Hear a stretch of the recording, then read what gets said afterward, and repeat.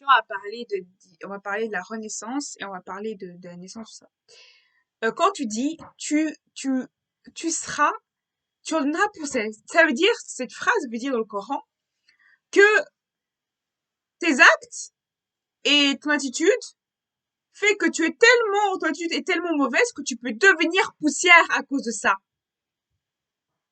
Ça veut dire qu'il faut que tu aies attention de comment tu fais.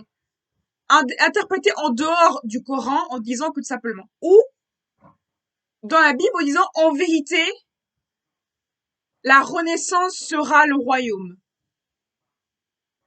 C'est-à-dire que quand tu renais, la vérité est plus forte et la vérité crée le royaume en fait.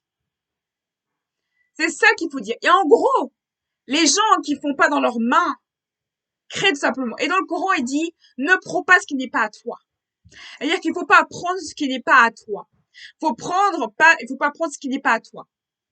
Il faut que les mains soient propres.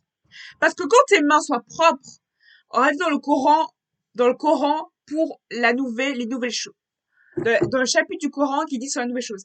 Ne mettez pas, tu deviens poussière parce que tes mains sont sales. Tu as sali tes mains pour des choses qui n'étaient pas bonnes, en respectant pas la personne, en respectant pas ses activités, en respectant pas les choses, parce que tu deviens poussière, parce que tu ne respectes pas ce que la personne est à l'intérieur. Tes mains sont sales parce que, et il y a un moment du Coran, tu dis, tu resteras sale. Tu restes sale. Parce que, il y a aussi un verset du Coran qui dit que tes pieds doivent toujours être propres. Parce que si tes pieds sont pas propres, tes pieds resteront sales. Et tu peux faire tout ce que tu veux. Tes pieds resteront sales parce que tu n'as pas d'étude. Et dans la Bible, ils disent que, à l'intérieur de la Bible, ils disent que l'important, c'est de travailler l'intérieur de soi. Et pas l'extérieur. Parce que l'extérieur, c'est les gens qui voient. En vérité, la Renaissance, en vérité, soyez tous faucons. Et soyez tous développés dans votre vie. Il faut que votre vie soit faucon. De développement, de personnalité, de force. Il faut que votre vie soit faucon. Il faut qu'elle soit développée. Et qui naisse et qui accouche de toutes les choses qu'il pourrait faire dans votre vie. Et au moment de la Bible, ils disent, tu auras la douleur. Tu auras la douleur. Mais cette douleur est une renaissance, est une joie de renaître. Parce que la renaissance est importante, mais intérieurement. D'abord, l'intérieur doit être un moment de paix, un moment de recueillement, parce que notre corps est un temple. Recueillez-vous, remettez-vous en question, soyez le temple, soyez un temple. Posez-vous, mettez-vous les bonnes questions, parce que se poser les bonnes questions, vous posez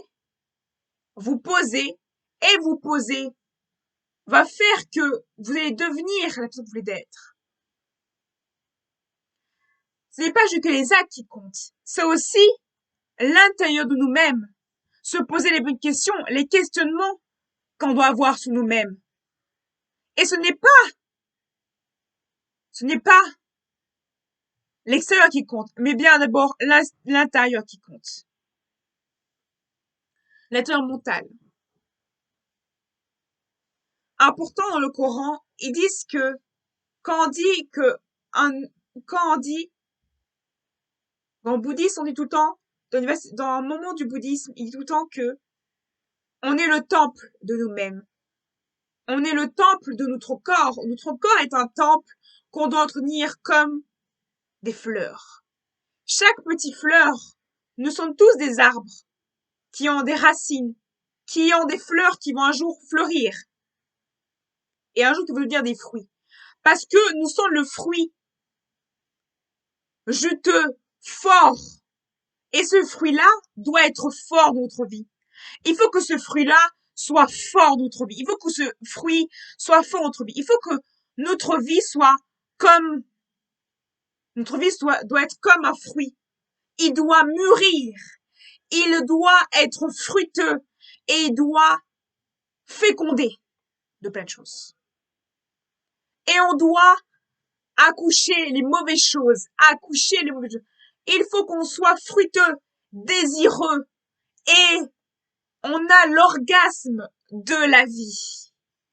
Parce que sans orgasme de la vie, on n'a pas sans orgasme de la vie, on est dans le non-accomplissement de notre vie. On est un brebis égaré. Parce que l'écoute de nous-mêmes, l'amour de soi, et nous ne sommes pas des brebis égarés, parce qu'on est l'amour de soi. On se connaît. Quand on respecte notre corps du temple, on respecte nos émotions, on respecte notre mental, on est le temple. On n'est plus des brebis égarés. On est des brebis qui sont le chemin et une destinée qu'on voudrait. Donc, réfléchissez avant. Mais avant, dans ce cas-là, avant, il faut que d'abord, on se pose, qu'on réfléchisse aux bonnes questions, aux bonnes réflexions avant de faire tout ça. Parce que l'acte ne prend pas tout son. Tu peux très bien faire des actes, mais tu n'as pas posé les bonnes questions au bon moment, ça va te retourner contre toi. Parce que le karma arrive. Tout ce que tu fais retourne contre toi. Parce que le karma arrive. Si tes pieds sont sales, ils resteront sales. Parce que tes pieds resteront sales, parce qu'ils resteront sales. Parce que si tu restes dans le sale, reste dans le sale. C'est un choix. Mais tu resteras dans le sale. Parce que rester dans le sale, c'est haram. Ce n'est pas bon. Ne prends pas ce qui n'est pas à toi. Ce n'est pas ton projet. Ne prends pas le projet de quelqu'un d'autre parce que c'est ton projet. Tu ne peux pas proposer quelqu'un d'autre. Dieu le dit, Allah le dit, Bouddha le dit, qu'il ne faut pas prendre le projet des autres. Parce que quand on prend le projet des autres, le karma arrive. Et le destin te punira des choses que tu feras. Et ce n'est pas juste dans les mots, c'est dans les actes, dans la parole que tu dis. Quand tu parles, on dit que les paroles n'ont aucun acte. Tout ce que vous disiez, tous les actes de méchanceté ont un acte sur votre parole. Chaque parole est un mot. Chaque parole peut blesser, peut faire du mal à quelqu'un. Chaque acte peut blesser quelqu'un. Chaque pensée peut blesser quelqu'un. Non, pensez dit.